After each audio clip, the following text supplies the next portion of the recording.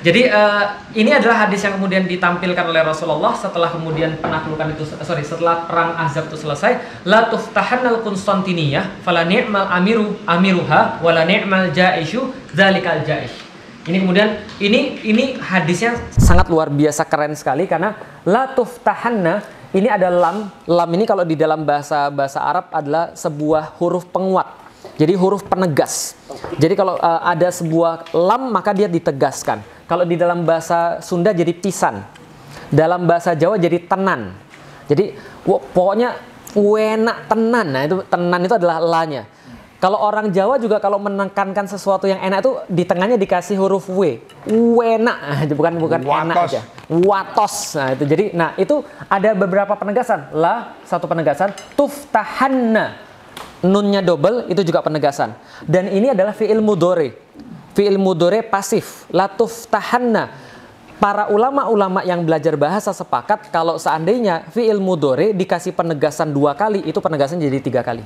Teman-teman, jangan lupa sebelum nonton tayangan ini, klik like dulu, lalu subscribe, lalu share. Jadi kalian pasti akan menaklukkan Konstantinopel pisan, kira-kira gitu. Banget. Jadi kalian pasti akan kota Konstantinopel 3 kali penegasan. Jadi kalau agen properti bilang location. Betul. Kalau orang Cina 7 kali. Location sampai 7 kali. Betul. La tuftahannal Konstantinia, kota Konstantinopel akan dibebaskan. Oleh siapa? Dalam hadis yang lain, ala yadi rojulin. Oleh tangan seorang pemuda. Tapi dalam hadis ini akan dibebaskan oleh seseorang, sebaik-baik pemimpin adalah dia. Sebaik-baik pasukan adalah dia. Coba bayangin. Kalau Rasul sudah ngomong kayak gitu, itu para sahabat berebut nggak?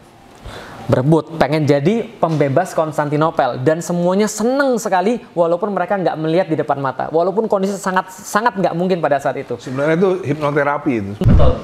Itu adalah sebuah penanaman visi. Jadi anchoring. Jadi di situ dikatakan ini pelajaran bagi kita ya. Ketika anak-anak kita atau kapanpun antum dalam keadaan sulit, kita tuh bukan perlu bantuan sebenarnya. Yang kita perlu adalah di sini dulu. Kalau sini sudah beres, semuanya nyusul. Mindset. Kalau kata Sun Tzu, kalau sana ada 3 hal ketika kita lagi perang: makanan, harapan, sama senjata. Pertama kali harus diserahkan apa? Senjata serahkan ke orang, nggak apa-apa. Selama kita masih bisa makan, kita masih bisa buat senjata. Tapi kalau sana ada senjata sama harapan, yang mana duluan? Maka serahkan makanan. Karena kita bisa nggak makan dan kita bisa menang selama kita masih punya harapan. Tapi kalau kita sudah nggak punya harapan dan kita punya senjata dan kita punya makanan, kita bakal kemudian defect kepada orang lain. Kita bakal kemudian mengkhianati kemudian apa yang kita yakini. Maka yang Rasul tanamkan itu bukan kalian nanti akan dibantu, kalian tenang aja, nanti akan ada makanan datang. Enggak, Rasul katakan kalian itu adalah sesuatu yang lebih tinggi daripada semua ini. As long as your mind tidak dijajah, betul. Nobody will. Betul. Asal kita berdaulat terhadap pemikiran kita sendiri, nggak ada satu yang bisa menyakitin kita. Tapi sekarang kita dengan pop culture dari mana-mana kan, the American influence kita juga dijajah. Betul, kan? Sangat. Jadi kan kita ada rasa mindernya. Karena sejarahnya dicabut, dimasukin sejarah lain dan kita direndahkan secara pemikiran.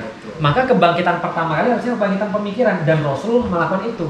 Jadi yang Rasul tanamkan pertama adalah visi. Jadi semacam kayak zaman sekarang ya, mungkin hipnotis. Tapi kalau bahasa kitanya adalah Rasul menanamkan bisyarah tadi, bahwasanya kalian tuh jadi kalau cuma kayak ini kecil karena kalian tuh dijanjikan sesuatu yang besar. Kayak kita sekarang deh. Kita bilang bahwa kita susah.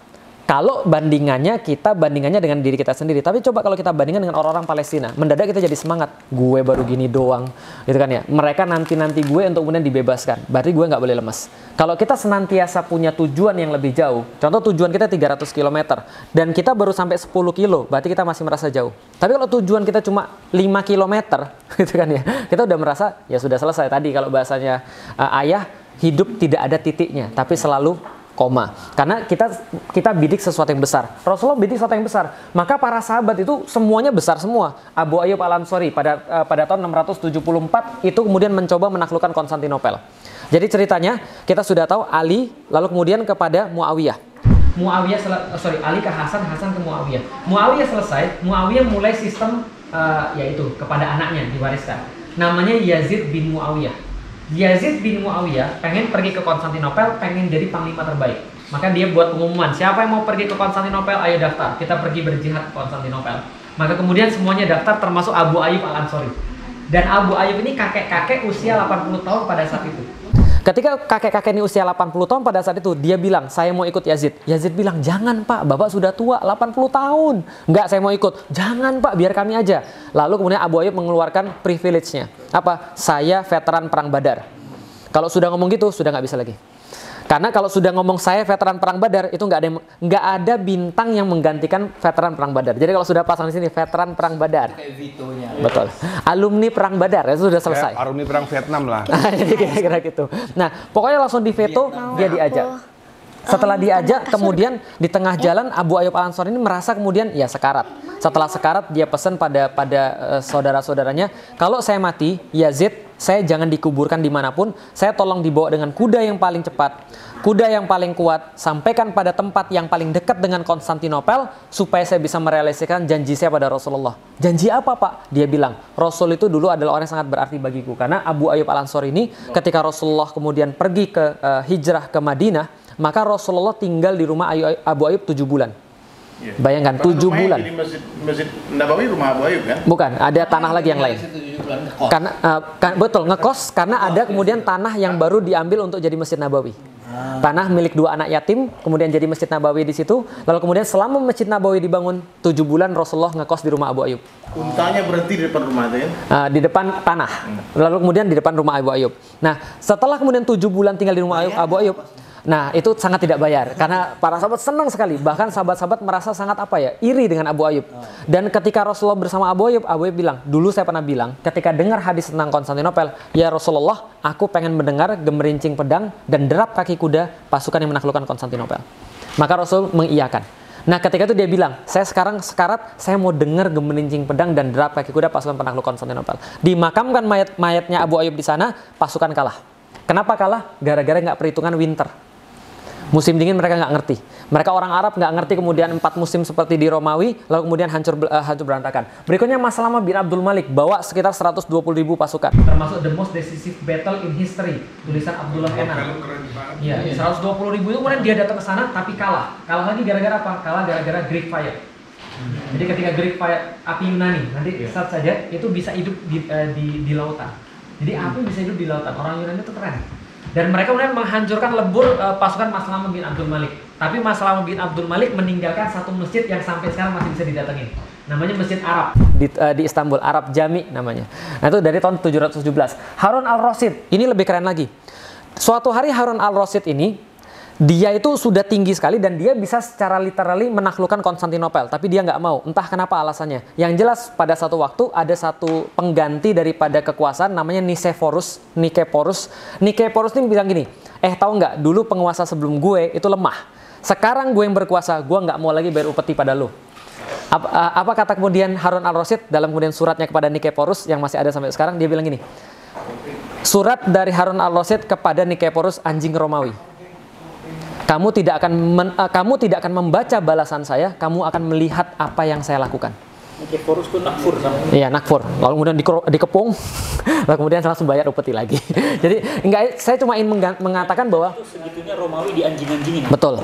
Dan itu, yang pengen kita katakan bukan anjing-anjingnya, Sebenarnya nggak bukan. ngomong gitu dia mau Iya. ngomong, ingin saya katakan anjing tapi nggak boleh. Nah, iya. Dan saya jadi mikir jangan-jangan Mas Ahmad Dhani ngelihat itu gitu kan ya, betul. Saya pengen bilang Itu Ustaz harus jelaskan sama Dul. Menurut Dul, Islam tuh nggak boleh ngomong gitu katanya. Iya. Jadi gini. Jelasin Pak. Nah, yang pengen saya jelasin tadi dan dengan kata-kata ini, pada satu masa Islam tuh punya satu kedikdayaan yang sangat tinggi, sehingga kedikdayaan itu bisa diwakili dengan kata-kata. Karena kan tadi sudah saya sampaikan pada Dul, setiap kata-kata tuh punya mantra. Dan untuk menunjukkan kedikdayaan seseorang atas seseorang yang lain, kadang-kadang kita harus pakai kata-kata yang mewakili, walaupun terkesan kasar.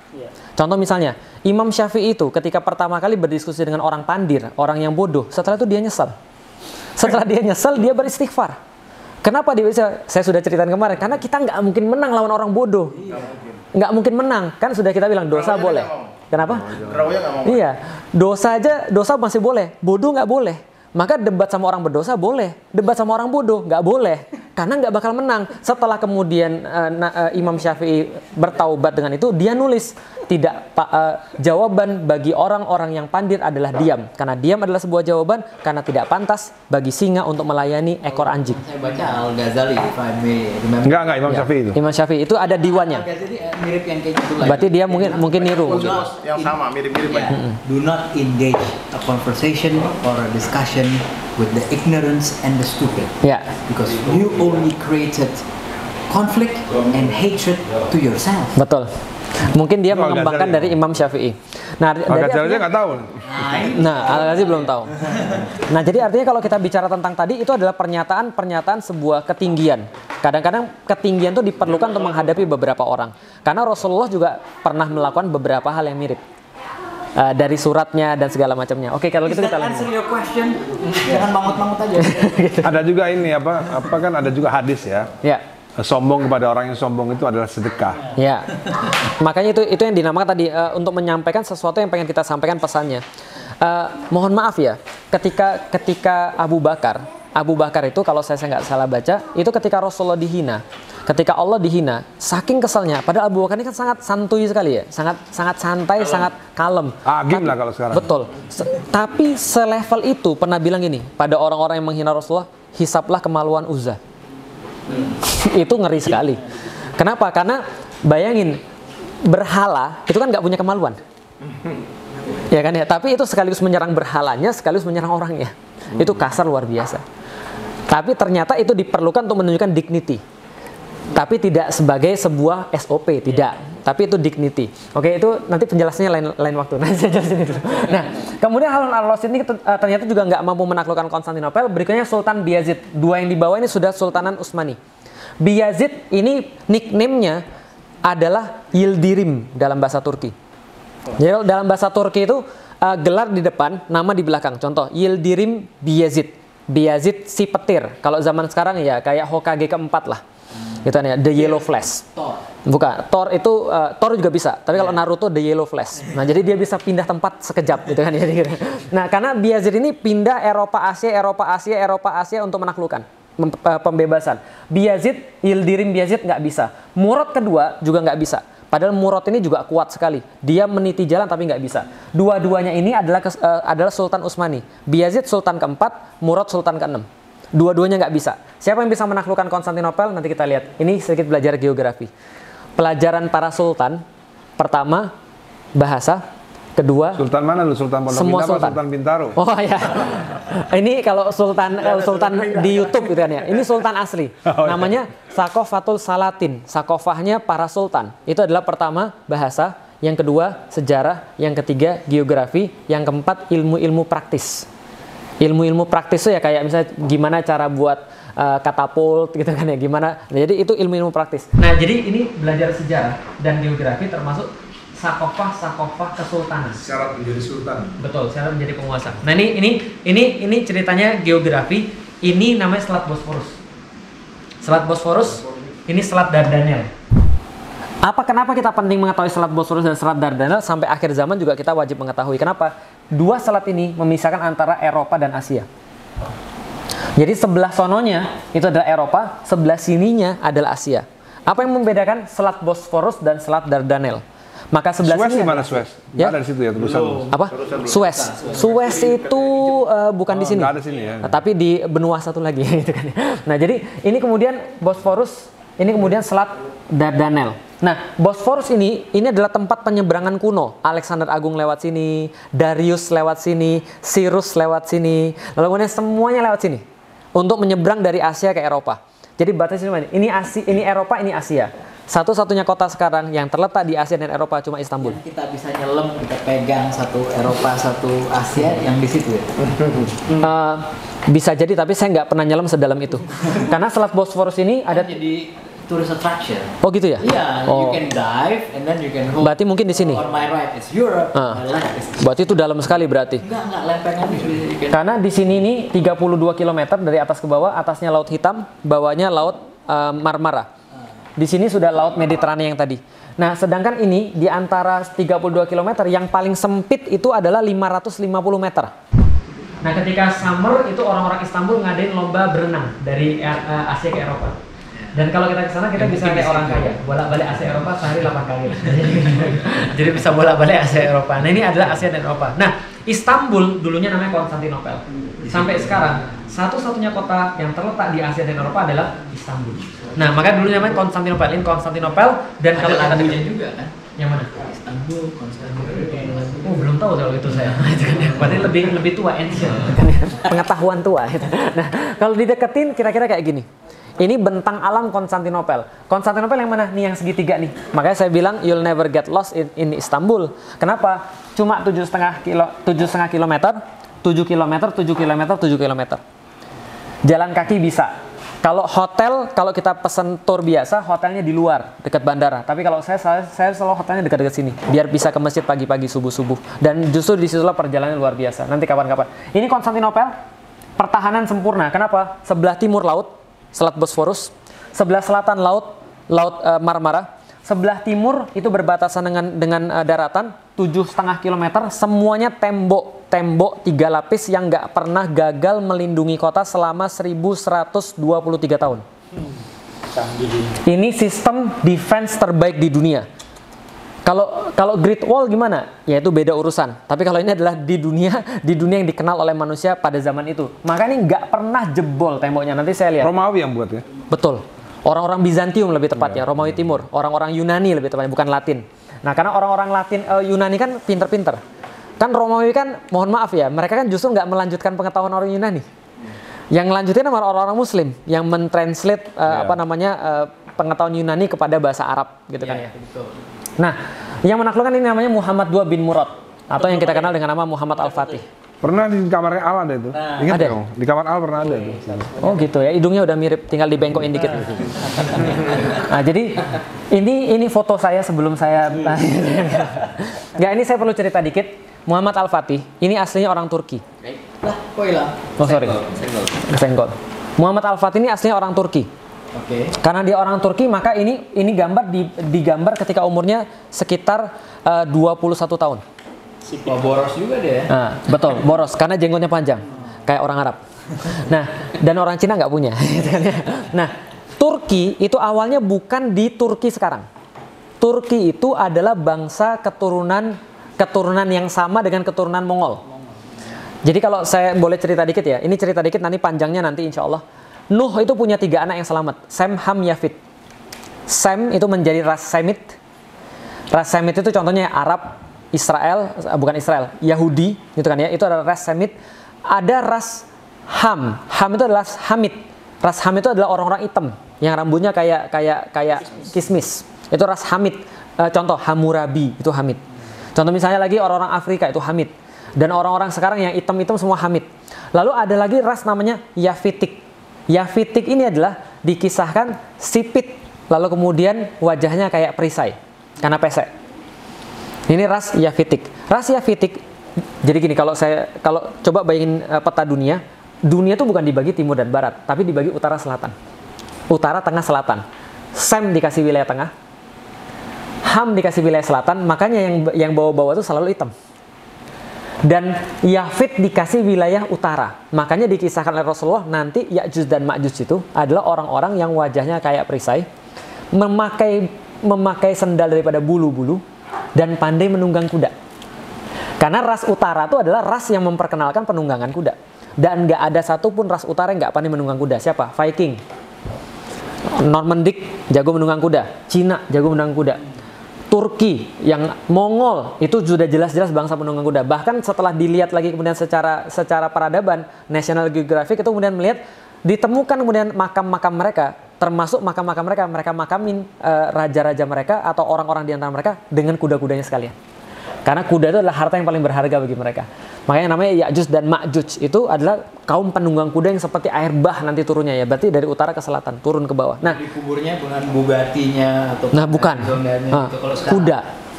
Sekarang dikubur sama Bugatti, itu kan, sama sertifikat. Nah, jadi Muhammad II bin Murad ini adalah orang Turki. Turki adalah salah satu sepupunya Mongol. Dan mereka terusir ketika Mongol. Yafit. Muhammad bin siapa? Muhammad Al-Fatih bin Murad, Muhammad II bin Murad. Nah, oh dia anaknya Murad ya? Murad kedua, Sultan ke-7. Oh, anaknya Murad kedua. Murad kedua. Karena Murad itu ada banyak. Yang pertama, Sultan yang pertama kan Osman Ghazi. Osman Ghazi punya bapak namanya Ertuğrul yang sinetronnya rame.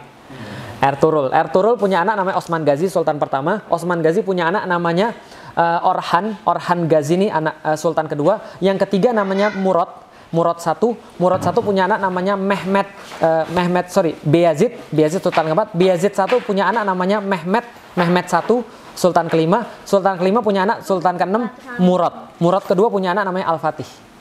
Nah, Sulaiman Al-Qanuni itu Sultan ke-10. Nah, Al-Fatih Sultan ke-7. Nah, Muhammad II bin Murad ini aslinya orang Turki. Karena dia orang Turki, dia sipit sebenarnya. Maka Osman Ghazi itu sipit. Tapi Orhan itu sudah nikah sama orang Eropa. Lalu kemudian ibunya dia orang Yunani.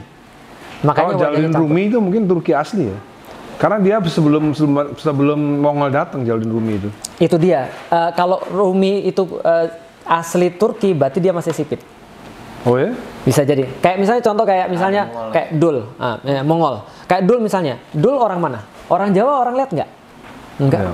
Enggak, sorry. Waktu Jalaluddin Rumi itu Mongol belum datang. Mongol datang kan 1200-an. Iya. Nah, maka Jalaluddin Rumi kan Mongol datang ke Turki itu 1300-an ya, 1300-an. Waktu zaman Rumi dia belum datang. Belum ada. Mongol datang, Rumi baru menginisiasi Derwish untuk kemudian melawan melawan Mongol. Iya. Iya, jadi Sufi dulu itu adalah politik. Jadi kalau misalnya Sufi yang politik, dari dulu Sufi itu politik. Karena Sufi itu selalu berada di garis depan. Betul.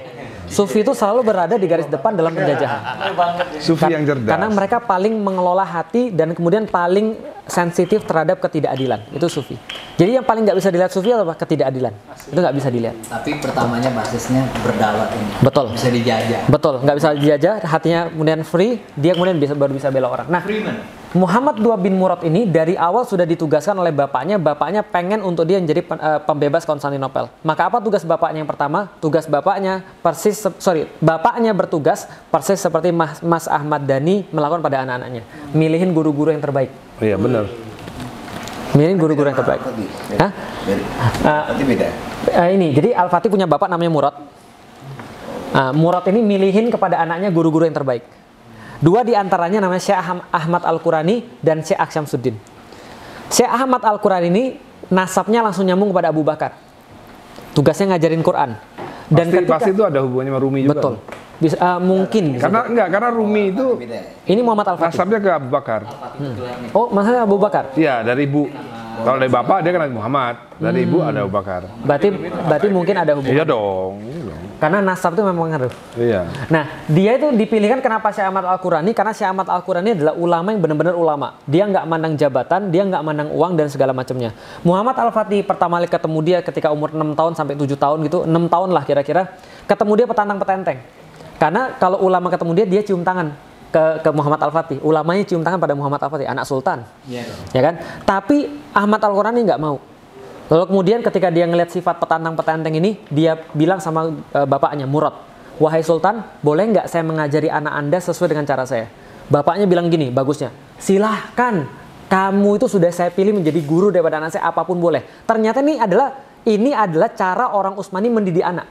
Ternyata saya dapat suratnya, Ertuğrul itu bilang sama Osman, gurumu adalah Edebali. Dan karena gurumu adalah Edebali, kamu harus taat sama dia. Kalau kamu buat saya marah, saya paling sedih. Tapi kalau kamu bantah sama dia, kamu nggak saya anggap anak. Karena kalau kamu bantah dia, kamu tersesat selama-lamanya. Karena guru itu lebih penting, jadi bapak ideologis itu lebih penting daripada bapak biologis. Nah, jadi ideologis lebih penting pada bapak. Bapak biologis itu nggak lebih penting daripada bapak ideologis. Karena bapak ideologis yang menunjukkan dia jalannya kemana. Guru kita lah ibaratnya. Karena bapak kita dibanding guru kita, ternyata guru kita lebih harus dihormati. Ajib ya. Iya, jadi itu kan yang terjadi. Itu sebenarnya juga doktrin tasawuf pun juga seperti itu. Betul. Sangat yakin sama mursyidnya. Iya, doktrin betul. tasawuf. Nah, jadi ketika kemudian sudah dikatakan seperti itu, dia langsung kemudian ngambil kayu, gurunya ini ngambil kayu, terus dipanggil Muhammad sini. Setelah dipanggil, dipukul pakai kayu, kayunya patah. Muhammad Al-Fatih dipukul langsung down, setelah down langsung bisa dikendalikan, dalam 2 tahun ngafal Quran. Khatam. 2 tahun. Maka setelah dia gede, dia bilang gini, saya nggak tahu kenapa Akh Syamsuddin itu sangat saya hormati.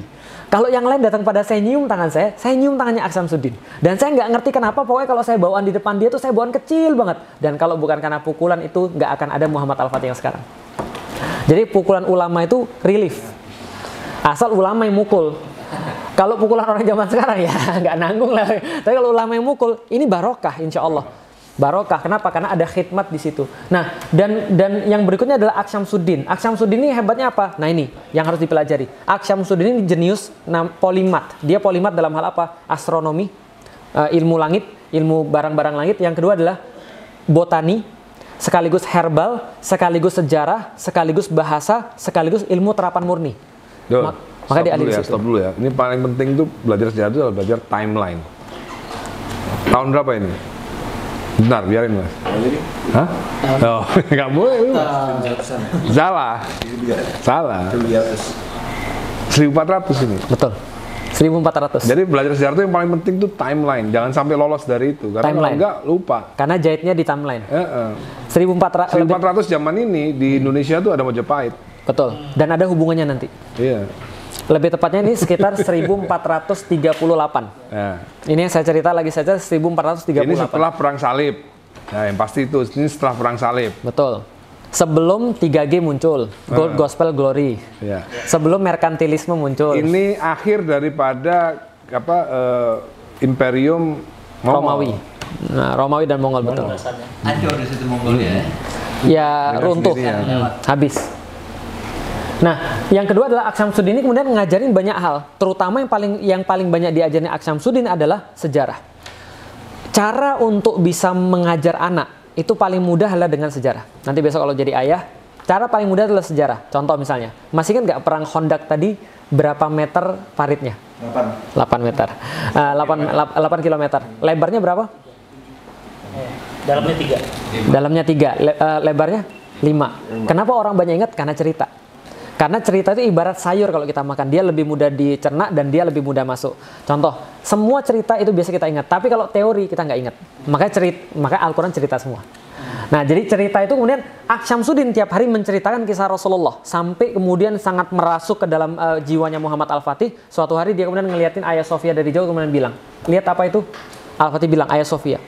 Apa itu? Tempat yang kita kuasai. Lalu kemudian Akh Syamsuddin bilang, bapakmu sudah coba dan dia gagal.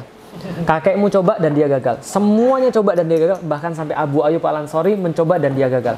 Dan saya pikir kalau kamu punya anak, dia juga nggak akan pernah berhasil. Kenapa?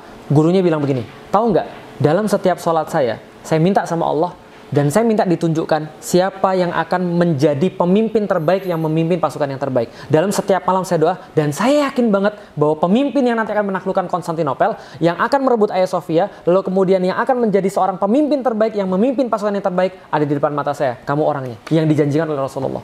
Itu anak langsung wah, gue penakluk Konstantinopel. Maka anak ini yakin betul dari umur. Ya? Kenapa? Padahal belum. 8 tahun. Udah dikasih anchor sama gurunya. Betul. Mentalnya dibentuk. Pokoknya kamu penakluk Konstantinopel. Langsung anak ini jadi istimewa. Coba lihat nih. Dia menguasai 8 bahasa ketika berumur 16 tahun. Karena pandangannya bukan cuma masalah gadget, bukan cuma masalah cewek, tapi dia ngelihatnya Konstantinopel. Maka 8 bahasa ketika berumur 16 tahun. Kenapa? Karena dia harus memimpin pasukan internasional. Dia diyakinkan menaklukkan umur berapa? 8 tahunan. 8 tahun. Iya, setelah hafal Quran. Maka ada tiga kan, ada tiga triangle daripada pendidikan. Satu adalah Al-Quran, 2 adalah sejarah, yang ketiga adalah ulama. 3 ini kalau sudah gabung selesai. Nah, jadi pendidikan di sini sekarang gimana? Hancur. Nah, menjadi masalah. Kenapa pendidikan zaman sekarang menjadi masalah? Karena sejarahnya dari awal masalah. Contoh, apa yang kita diceritakan? Cerita kita adalah tentang bagaimana seorang laki-laki ngintip cewek mandi. Ngintip cewek mandi, lalu kemudian ceweknya ternyata bidadari. Lalu kemudian dia maling kemudian selendangnya, bidadari nggak bisa terbang ke langit. Lalu setelah itu dia kemudian hidup dengan bidadari. Berarti apa pelajaran moralnya? Maling hidup sama bidadari, wajar. Apalagi ceritanya, kancil mencuri timun. Makanya di Indonesia petani susah, lalu kemudian koruptor bisa dapat surat rekomendasi. Ya, jadi kira gitu. Jadi kira-kira itu yang terjadi. Rekomendasi surat lunas. Itu dia, ya Allah. Dan diangkat jadi itu kan. Jadi ini kemudian kenapa? Karena ceritanya salah. Kita selalu mengagung-agungkan Kancil karena dia mencuri, dia bisa memperdaya kemudian petani dan kisahnya banyak. Kancil memperdaya buaya, Kancil bohongin siapa dan itu semua kisah-kisah. Apalagi kisah-kisahnya? Ya banyak lah. Selama mencuri tidak ketahuan dan luput hukum hebat. Betul, jenius. Nah ini kemudian permasalahan. Nah ini nggak terjadi pada masa Muhammad Al-Fatih. Yang dia dapat adalah segala sesuatu yang heroik. Maka kemudian pikirannya heroik dan kemudian tindakan heroik. Maka dia menguasai 8 bahasa dan menjadi sultan ketika berumur 12 tahun.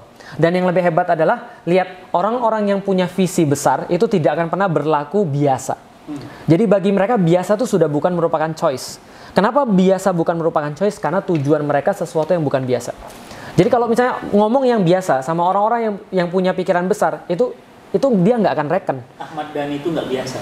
Iya, karena pikirannya besar, gitu kan ya. Perutnya juga besar. Pokoknya tidak ordinary. Iya betul. Karena nggak ordinary. Betul, ordinary is boring karena tujuannya lebih besar. Makanya yang dicari adalah sesuatu yang nggak biasa. Maka dia semenjak balik hingga meninggal tidak pernah meninggalkan salat rawatib dan salat tahajud.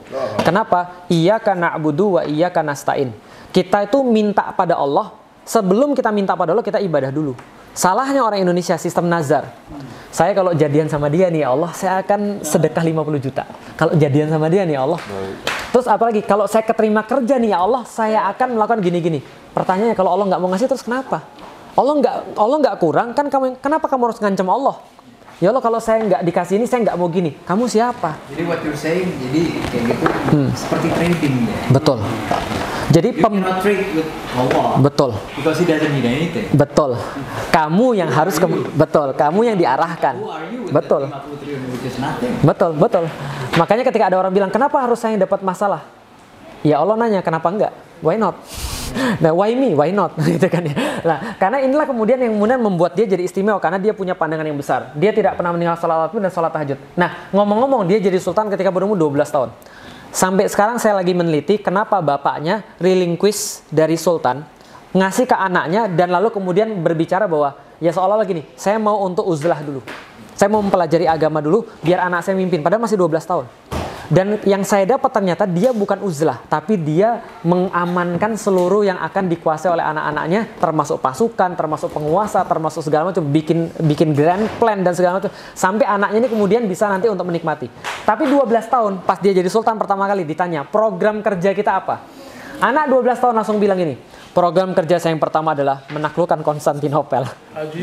Langsung pasukan langsung protes gitu kan ya, para menteri langsung protes, dia diturunkan 2 tahun kemudian. Jadi 12 tahun dia udah ngerti GBH ya. Betul, tapi salah karena nggak punya pengalaman. Dia turun kemudian pada tahun 446, kemudian sultan yang pertama naik lagi, kemudian nanti setelah itu dia akan naik lagi ketika umur 19 tahun. Jadi dia akan matang ketika umur 19 tahun. Jadi bukan matang kayak orang zaman sekarang. Lulus itu aja masih takut nikah. Jadi gitu kan. Nah, lalu gitu kita lihat. Nah, dia bentuk pasukan yang terbaik. Ini sebenarnya dari bapaknya. Bapaknya bikin salah satu grand plan namanya Royal Janissaries atau dalam bahasa Arab Inkisaria. Yeni Seri dalam bahasa Turki. Yeni artinya baru, new, Seri artinya troops. Pada faktanya Yeni Seri adalah pasukan-pasukan mualaf. Pasukan-pasukan mualaf yang terbaik yang dikumpulin dari seluruh negeri yang saya bilang tadi, yang paling tinggi IQ-nya itu jadi tentara. Maka dalam tahun yang sama ketika Yenisei ini dibentuk, orang-orang Prancis bilang, kenapa kita selalu kalah daripada pasukan Muslim? Mereka tulis begini, wajar kami melihat pasukan Muslim itu ketika mereka pergi ke pertempuran itu kayak mereka pergi ke kondangan, kata mereka. Dan pasukan Muslim yang jumlahnya 100.000 itu lebih mudah diperintah daripada kami yang 1.000. Kami diperintah 1.000, kami nyumpah, kami kemudian ngomong, kami ngeluh. Mereka diperintah 100.000 langsung jalan. Maka mereka bilang, wajar ini pasukan menguasai dunia. Karena mereka sangat taat pada pemimpin mereka dan sangat kuat sekali. Ini pasukan Yenisei. Jadi dibuat pasukan terpadu dari kecil, 7.000 pasukan elit dibuat untuk khusus Konstantinopel. Lalu apalagi? Dilatih dengan strategi, fisik, akademis, fikih, dan kerjaannya itu cuma belajar, lalu kemudian latihan, lalu kemudian sholat. Jadi kira-kira gitu. Karena Muhammad Al-Fatih tahu pasukannya harus pasukan terbaik, berarti harus paling dekat dengan Allah. Maka dia professional soldiers. Profesional. Kalau sekarang kayak yang Elit, Blackwater mission. betul. Best of the best. Ya, bayarannya gede. Betul. Sangat gede sekali. Sangat gede sekali. Dan termasuk kenapa mereka bisa protes sama Muhammad Al-Fatih karena mereka minta raise. Nah, source of income-nya untuk finance ini semua dari mana? Islam punya 12 jenis sumber pemasukan negara. Luar biasa sekali. Ada oil. Betul, belum ada So, oil. What is seven? Sedikit aja. Yang paling besar ghanimah. Pampasan perang. Ghanimah tuh besar sekali. Pampasan perang tuh besar sekali. Jadi spoil of war. Nah, jadi itu adalah ada hukumnya nanti di dalam Islam. Nah, oke, kalau gitu kita lihat apalagi kemudian. Nah, selain kemudian paham tentang pasukan, dia juga paham geopolitik karena dia sangat ahli sekali dalam bidang geopolitik. Ini Selat Bosphorus yang saya bilang ini namanya tempat penyeberangan kuno. Darius, Cyrus, Alexander Agung, semua lewat sini semua. Nah, maka dia kemudian mengetahui buyutnya dulu punya benteng namanya Anadolu Hisar. Ini di sini Konstantinopel, dan dia bilang begini, kalau kita nggak mengendalikan ini, maka kita nggak dapat ini. Kenapa dari dulu kita gagal? Karena ini kita nggak kendalikan. Maka bala bantuan, bala tentara semua dari sini. Ini harus kita kendalikan, biar ini bisa jatuh. Gimana caranya? Dia bilang, gue pengen bangun benteng di sini.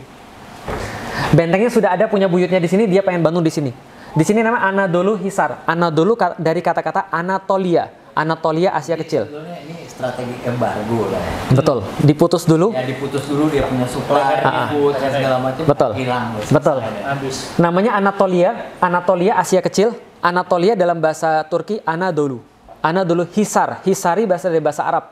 Hisun artinya kemudian benteng. Hisari.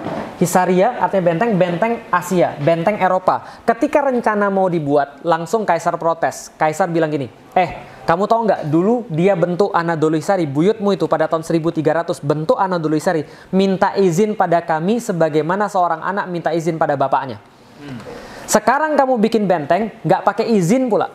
Maka Al-Fatih tulis surat balasan. Saya kasih tahu kamu, Konstantinopel adalah segitiga yang kamu lindungi dengan benteng-bentengmu. Selain itu bukan wilayah siapapun dan aku boleh membuat benteng dimanapun aku suka. Kalau engkau mention tentang sultan-sultan sebelum aku, saya kasih tahu sultan yang sekarang berbeda dengan sultan yang kemarin. Yang tidak bisa mereka realisasikan akan saya realisasikan, yang tidak bisa mereka selesaikan akan saya selesaikan. Orang yang datang ke sini lagi tidak akan pulang dalam keadaan hidup. Diancam. Setelah diancam kemudian nggak jadi, setelah nggak jadi semua, akhirnya dibuat. Ini blueprintnya. Itu tadi dia ngucapin posisi Mehmet di mana itu? Adanya di Edirne. Edirne. Ada di sebelah Eropa. Pak waktu pas ngucapin itu. Sekitar Pemikirannya kayak American military base sekarang. Betul. Gitu ya. Betul. Mau bikin di mana aja nggak usah izin lah. Betul, 19 tahun. Punya nuklir. Keren itu pemikirannya. Betul, 19 tahun. 19. Iya, 19 tahun. Nah, ini Anadolu Hisar. Ini adalah Rumeli Hisar. Ini kapal-kapal yang lewat. Dan ini adalah Bosphorus itu adalah nadi utama dunia pada saat itu. Bosphorus. Nah, maka kemudian Al-Fatih buat ini aslinya ini Anadolu Hisar. Sayangnya sampai sekarang masih tutup Anadolu Hisar. Ini tempatnya dibuat oleh Bayazid, tingginya 25 meter sekitar tahun 1393 1394. Ini mobil kalau dibandingkan dengan bentengnya. Lumayan gede. Ini bentengnya Muhammad Al-Fatih. 4 bulan ngerjain. Selesai dalam waktu 4 bulan. Horor banget. Makanya dulu ketika sholat Jumat pasti mendoakan pasukan di depan, ya Allah permudahlah, ya Allah mudahkanlah Islam untuk tersebar dan segala macamnya, karena berdoanya di hari Jumat. Nah makanya itu kenapa 212 di hari Jumat. Karena kita memakai Sayyidul Ayyam waktu itu. Nah kemudian 6 April 1943 pagi-pagi dikasih seperti sabda Rasulullah, sebelum kamu kemudian untuk membebaskan suatu negeri, maka tawarkan mereka untuk masuk Islam. Kalau tidak mau, tawarkan mereka untuk membayar jizyah. Kalau mereka tidak mau, maka perangilah orang-orang yang memerangi kalian. Karena kalian bukan untuk memerangi orang, bukan untuk memerangi manusia, tapi memerangi kezaliman, untuk menyebarkan agama. Ditawarkan sama Muhammad Al-Fatih. Mau yang mana? Serahkan kota kepada kami, bayar jizyah, atau kemudian mau diperangi. Lalu kemudian kaisarnya bilang, lebih baik kami mati. So be it. Kemudian tergelincir matahari, Al-Fatih kumpulkan pasukan di situ 1,5 kilometer dari kota, cukup jauh untuk bisa dipanah karena jarak panah waktu itu cuma 1,5 kilometer, nggak ada orang bisa lebih daripada 1,5 kilometer, cukup jauh bisa dipanah, jauh sekali. Crossbow, dan itu nggak bisa. Maka 1,5 kilometer itu jarak aman, lalu kemudian cukup dekat untuk bisa disaksikan seluruh orang-orang Konstantinopel. Maka mereka melihat orang-orang Muslim sholat Jumat di situ. Sholat Jumat, setelah itu kemudian mereka bilang, ini kayaknya kami lihat salib terakhir kali di Hagia Sophia. Dan setelah itu kemudian meriam pertama ditembakkan. Hasilnya apa? Hasilnya kita kira Muhammad Al-Fatih menang, tapi ternyata kalah total. Kenapa kalah total? 400 kapal kalah dengan 27 kapal. Sadis sih, Konstantin. Karena kita baru bisa buat Bireme, mereka sudah punya galeon. Apa itu Bireme? Bireme, dua row orang yang dua row orang-orang yang dayung. Mereka punya galeon. Galeon itu galley. Mereka punya galeon, Galia. Nah, galion itu dibandingkan kapal-kapal kita dalam sejarah itu ditulis, dalam textbook ditulis seperti semut mengelubuti batang kayu. Jadi besar banget kapal-kapal mereka karena Venezia dan Genoa memang jago buat kapal. Makanya ada celana jin. Dari mana celana jin? Dari Genoa. Kenapa orang Genoa pakai celana jin? Mereka menemukan baju khusus untuk buat kapal, namanya jin. Orang-orang Genoa mereka punya baju jin untuk buat kapal, ringan dan tidak mudah rusak. Maka kemudian ketika mereka punya kapal Islam kalah total di situ. Lalu kemudian dari sebelah timur gimana? Dipasang rantai segede kingkong. Rantai segede gini nggak bisa lepas. Kapalnya tuh nggak bisa masuk karena dihalangi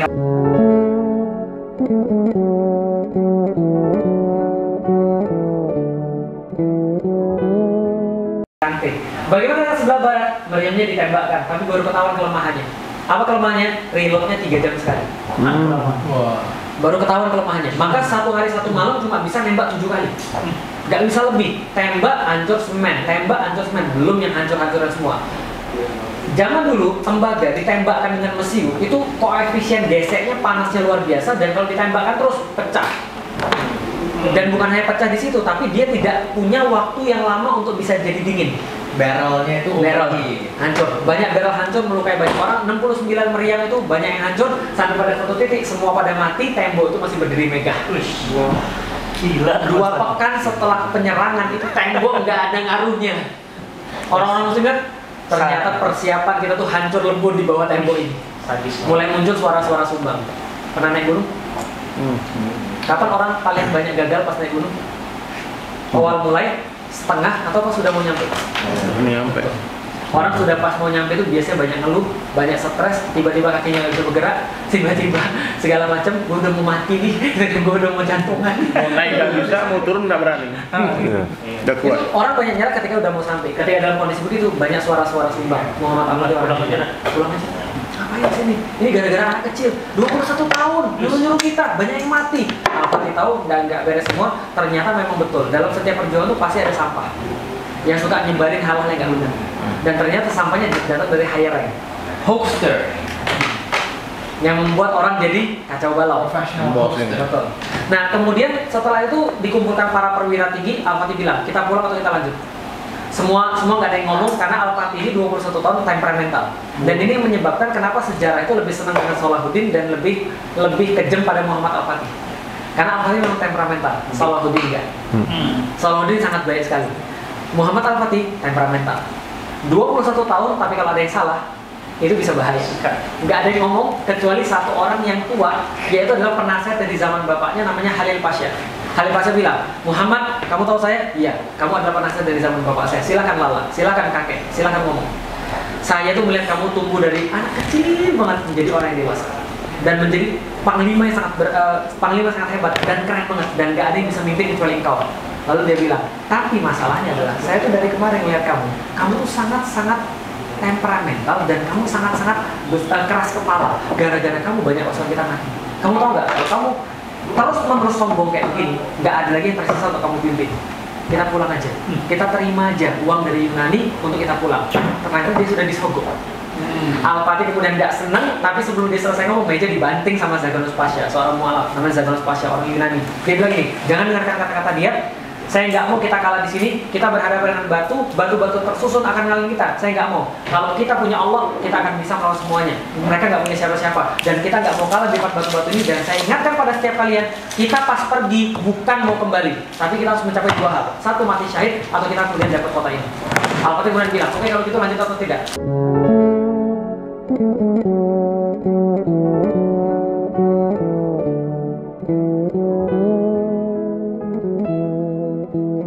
Lanjut. Nah setelah lanjut mereka bahas apa masalahnya. Masalahnya di sini ada rantai, di sini nggak bisa pakai kapal, di sini nggak bisa pakai meriam. Aktisannya bilang, penasihatnya bilang gini caranya. Kalau kapal kita bisa masuk ke sini, kita nyerang dari utara, maka pasukan bertahan di sebelah barat yang perbaiki tembok terus menerus sehingga perfect terus, ini terpaksa akan menyebar ke sebelah utara. Maka tembok tidak akan bisa diperbaiki seperti semula. Memecah perhatian. Diversion. Tapi gimana caranya? Ini kemudian ini ada rantai. Perintah Al-Fatih bilang, setelah semuanya stalemate, nggak tahu gimana caranya, stres, Al-Fatih bilang, gampang, setiap masalah pasti ada solusinya. Kan dia kan baca sejarah banyak. Dia tahu kan gimana solusinya, dia kapal-kapal akan diangkat. Yang terjadi kemudian pada esok harinya 22 April 1453, 72 kapal pindah dari Selat Bosporus kepada Selat Tanduk dalam waktu 1 malam. Luar biasa. 1 malam pindah 72 kapal perang Satu malam. dalam waktu 1 malam. Wah, ini lagunya Pirates of the Caribbean. Betul. Zimmer. Nah, ketika kemudian pada esok harinya 22 April 1453 itu mereka tuh kaget. Kenapa? Konstantinopel itu kemudian tiba-tiba takbir dari atas Bukit Galata. Mereka lari tunggang langgang naik ke atas menara yang paling tinggi, mereka lihat horor. Bendera la ilaha illallah Muhammad Rasulullah itu berkibar di atas, benderanya Turki warna merah dan warna-warna yang lain. Yang pas mereka lihat ke bawah lebih stres lagi, kapal-kapal perang masuk ke dalam wilayah mereka yang mereka rasa paling aman berubah jadi wilayah paling berbahaya bagi mereka.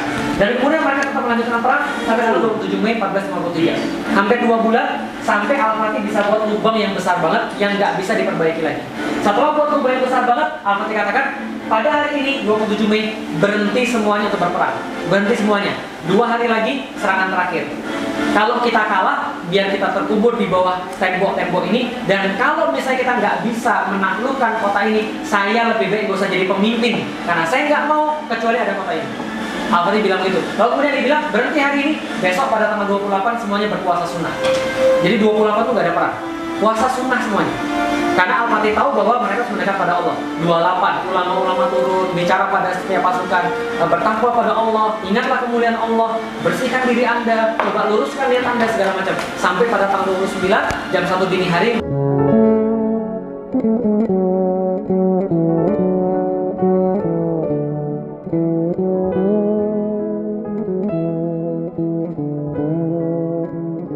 bertahajud bareng-bareng. Setelah bertahajud, Al-Fatih khotbah kepada mereka dengan khotbah yang tercatat sampai dengan sekarang. Ini khotbahnya. Khotbahnya mengandung banyak sekali pembelajaran. Jika penaklukan Konstantinopel sukses, maka satu rasul telah menjadi kenyataan dan salah satu mukjizatnya akan terbukti. Dan kita akan mendapatkan bagian daripada apa yang menjadi janji daripada hadis ini, kemuliaan dan penghargaan. Oleh karena itu, sampaikanlah pada pasukan satu persatu kemenangan besar yang akan kita capai akan menambah ketinggian dan kemuliaan Islam. Bukan saya, tapi Islam. Bukan kita, tapi Islam. Ini paling penting. Untuk itu, wajib bagi setiap pasukan menjadikan syariat selalu di depan mata dia. Ini penting banget. Kenapa? Kemenangan itu syaratnya tidak boleh ada yang maksiat. Selama masih ada yang maksiat, Allah gagalkan pertolongan pada orang-orang itu. Jangan maksiat, jangan maksiat, jangan ada yang melanggar syariat. Nanti kalau kita menang, jangan ngusik tempat peribadatan, jangan ngusik gereja. Kalau saya ketemu dengan mereka, jangan ganggu para pendeta, jangan ganggu anak-anak, jangan ganggu wanita, jangan ganggu orang-orang yang tidak berdaya. Ini pesannya siapa? Pesannya Rasulullah SAW. Bahkan kata Rasul, jangan tebang pohon tempat orang berteduh, jangan membumi hanguskan, jangan bakar rumah, jangan apapun. Kita punya Allah, kita melakukan ini bukan karena apapun, tapi karena mensiarkan Islam. Setelah kemudian itu, dia bagi 3 pasukan. Pasukan pertama adalah pasukan jomblo. Nah, jadi ini orang-orang jomblo-jomblo ini. Jadi kalau masuk ke sana, naksir boleh nggak? Hah? Naksir boleh? Boleh, nggak ada masalah. Nah, makanya jomblo-jomblo ini ada pasukan pertama. Kenapa? Jomblo-jomblo zaman dulu terhormat.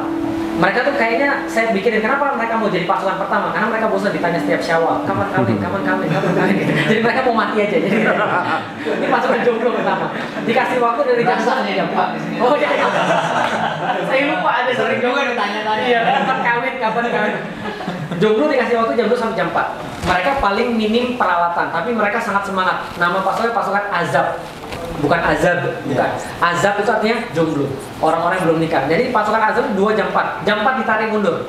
Jam 4 dikeluarkan pasukan reguler, pasukan Sipahi, pasukan bersenjata berat tapi kemudian pasukan reguler. Jam 4 sampai jam 6 Sipahi ditarik. Dan nggak ada kemenangan juga. Jam 6 dikeluarkan Yenisei. Jam 6 dikeluarkan Yenisei sebelum matahari bersinar dari sebelah timur. The rest is history. Konstantinopel, sebelum matahari bersinar dari sebelah timur, dia masuk dari gerbang ini. Dia sengaja milih Gate of Cherisius, artinya gerbang Ar-Rahman. Gerbang Ar-Rahman di sini ada tulisan pada hari Selasa 29 Mei 1453 berapa milad dan segala berapa hijrah segala macam, Muhammad Al-Fatih pada pagi ini memasuki kota ini. Dan sayang sekali ketika saya pergi ke Turki pertama kali, saya nanya di mana tempat ini, di mana? Nggak ada satupun guide yang tahu. Akhirnya pada tahun 2015 saya jalan kaki nyusurin tembok di 7,5 km.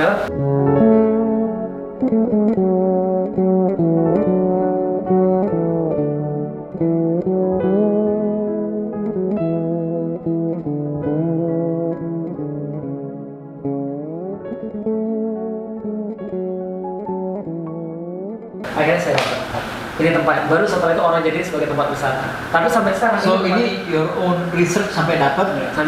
Dulu Begitu sudah nggak- tahu orang-orang. Nggak tahu orang-orang. Begitu dapat ini Betul. jadi tempat wisata. Iya. Jadi berjasa untuk ekonomi Turki nih. Lumayan.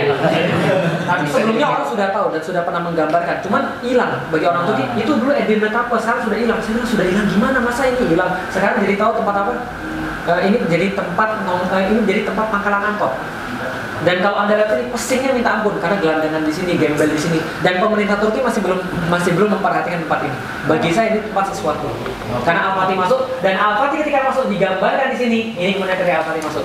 Ini adalah bukti bahwa Al-Fatih adalah anggota HTI. Ada bendera HTI ya, jadi kalau orang-orang baca HTI gitu. Padahal la ilaha illallah Muhammad Rasulullah.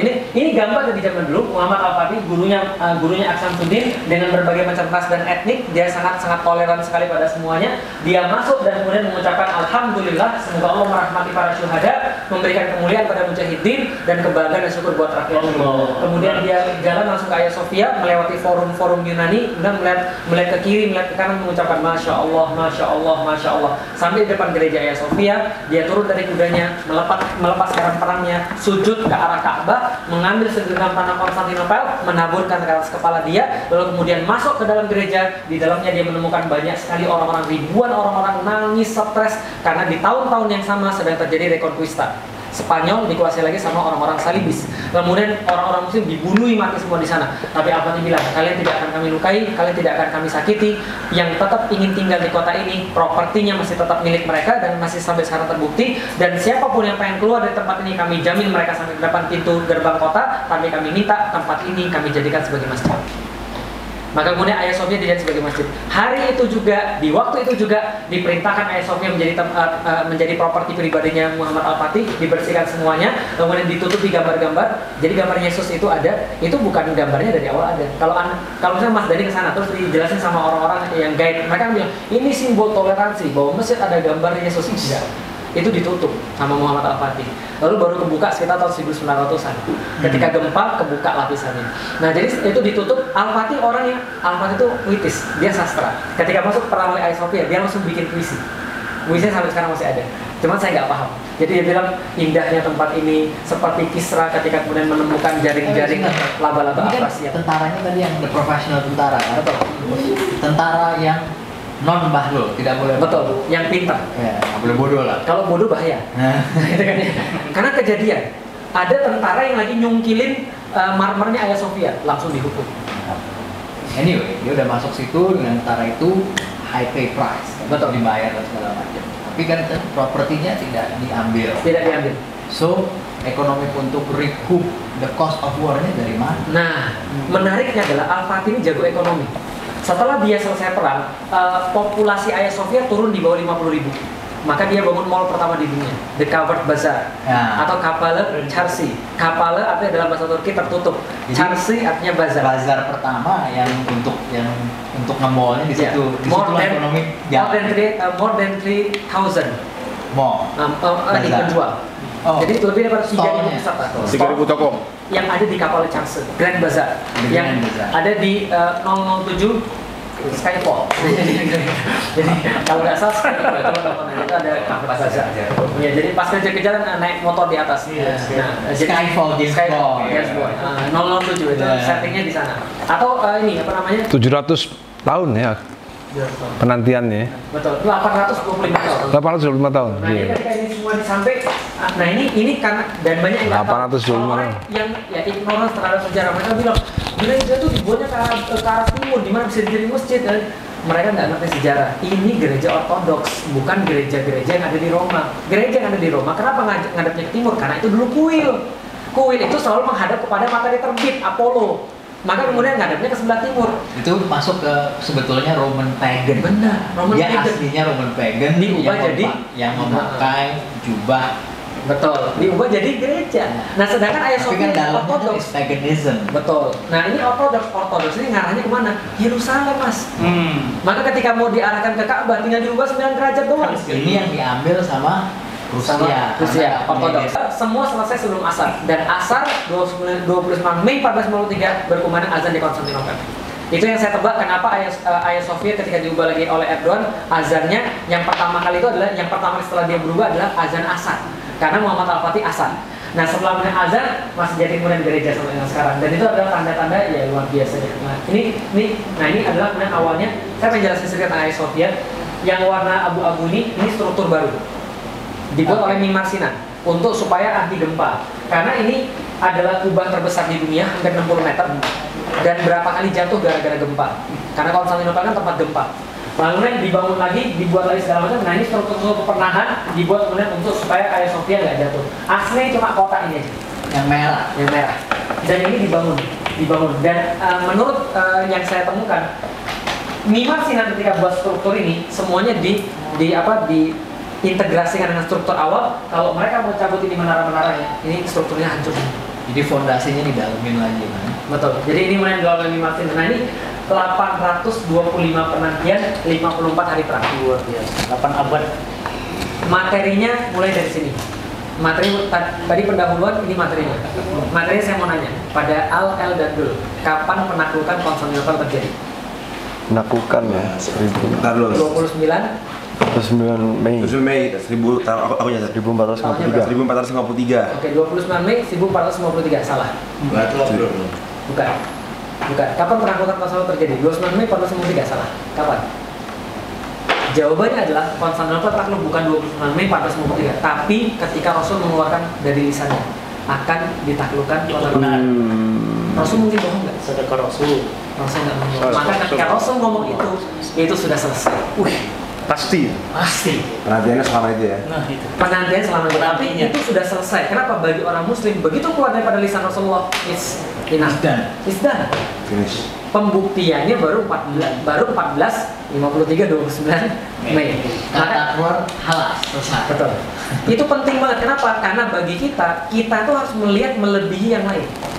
Iya. Penglihatan keimanan itu melebihi yang lain. 1453 itu cuma pembuktian, tapi sebenarnya kejadiannya bukan itu, tapi 825 tahun yang lalu. Maka kemudian masuk ke ini. Pas gali parit. Betul. Pertanyaan apa rahasia mereka?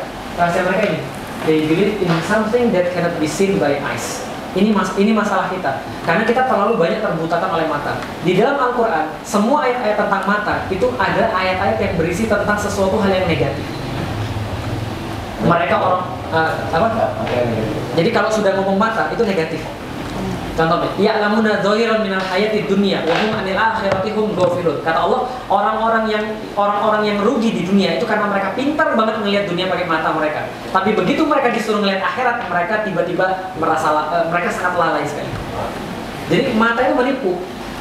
Alhaakumut takatsur hatta zurtumul maqabir kalla sawfa ta'lamun summa kalla sawfa ta'lamun kalla law ta'lamuna ilmal yakin la tarawunnal jahim. Ketika orang-orang itu melihat neraka, mereka bilang, nyesel gue nih, kenapa lu nggak lihat pakai akal dari dulu? Makanya di dalam Al-Quran Allah bilang apa? Walaupun nan nasma au nakil makunna fi ashabis sa'ir. Kalau sekarang translasinya adalah budak konsumerism. Benar. Materialisme. Iya, material and consumerism. Karena kalian tidak pernah lebih daripada materialisme. Nggak lihat function, nggak lihat Melihat yang intinya, semua nggak lihat. Intinya sufi adalah melihat yang tidak Beyond, bukan consumerism yang itu. Seeing the unseen. sehingga ansih. Alladzina Listen to the voiceless.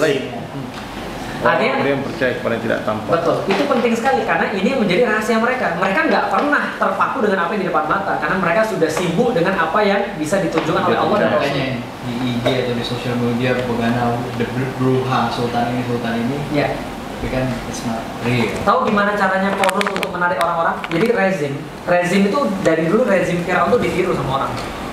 Jadi Firaun ketika dia lagi mau melaksanakan programnya untuk menyembelih orang, gitu kan ya, dan tetap menjadi orang yang dikagumi, dia sewa buzzer, dia sewa influencer. Siapa influencer? Korun. Apa yang oleh Korun? Korun bawa tempat penyimpanan hartanya. Wow, itu dibawa oleh banyak orang kayak Paman Gober, gitu kan ya. Dan dia bawa itu ternyata Itu tahun berapa itu?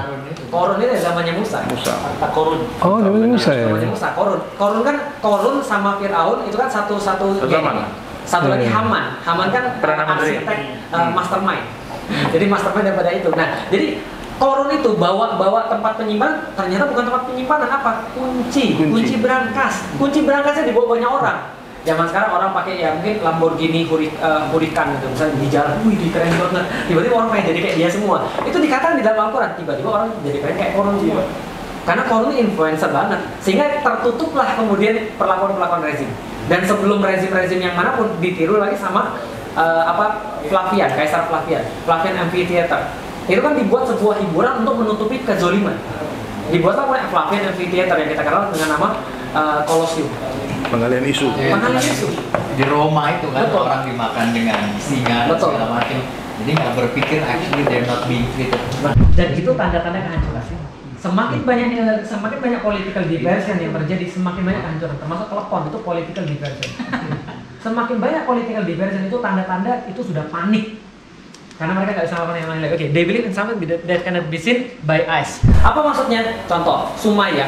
Sumayyah itu seorang yang disiksa karena keimanan dia. Jadi tahu Ammar bin Yasir diikat di tiang. Anaknya. Nah, betul. Menyaksikan bapak ibunya dibunuh di depan mata dia. Bapaknya disalib di pohon kurma, ibunya dibunuh lebih dulu dengan cara dia diikat, dicambuk sama Umayyah bin Khalaf, disuruh murtad, lalu dia meludahi Umayyah bin Khalaf.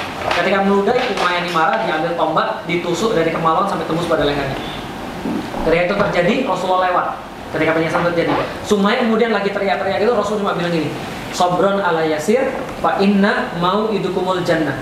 Sabar wahai keluarga Yasir, sesungguhnya Allah sudah menjanjikan pada kalian tempat kalian tetap surga. Apa kata Sumayyah ketika dengar itu? Langsung bersinar-sinar muka, terus dia bilang, ya Rasulullah, surganya sudah di depan mata saya. Pikir saya dalam hati, kayaknya mungkin dia bukan ngeliat, tapi bagi dia kenyataan di depan mata, realitas itu nggak lebih nyata daripada omongan Rasulullah. Jadi omongan Rasulullah itu lebih nyata daripada fakta, menghilangkan kesakitan, menghilangkan desperate, dan menghilangkan segala sesuatu yang Untuk orang yang bisa mengaktifkan imajinasi. Ustaz, saya ada pengalaman itu wajib tuh. Memang hayal itu lebih indah dari kenyataan. Saya punya pengalaman 4 lukisan saya bawa lelang buat bangun masjid Oke. di Bali. One painting saya akan melukis live painting. 3-nya jadi Paintingnya kaligrafi aku khatam. Aku mau lukis kaligrafi. Jadi 3 lukisannya sudah selesai di rumah, display. Kita lelang, maksimum terjual cuma 20-25 juta. 3 lukisan. Yang satu kosong. Terus saya bilang sama semua orang, nanti Ebit dia nyanyi satu lagu, saya melukis live together. Tiba-tiba chat sama kuasa, dia udah mulai nyanyi, chat hilang, Mas, dipindahkan sama panitia. Jadi ternyata lukisan itu tidak jadi dilukis, hanya blank canvas. Terus saya bilang sama semua yang nonton, saya minta maaf, saya punya rencana, semua punya rencana, tapi yang berlaku rencana Allah. Ini lukisan kanvas kosong. Tadinya mau saya lukis sebuah lukisan yang indah. Coba kalian semua bayangkan, saya akan tulis sebuah kalimat, ingat mati-mati, ingat mati-mati. Siapa yang mau membeli lukisan yang belum jadi? Cuma ternyata semua orang yang hadir menghayal. Satu orang angkat tangan, 50 juta, 100 juta, sampai 500 juta, blank, tidak ada gambar. Baru saya ternyata hayalan lebih indah daripada kenyataan. theater of mind. Lukisan saya sejadi ini lagi cuma 25 juta, yang kosong 500 juta. Jadi mau benar, itu kekuatan mereka.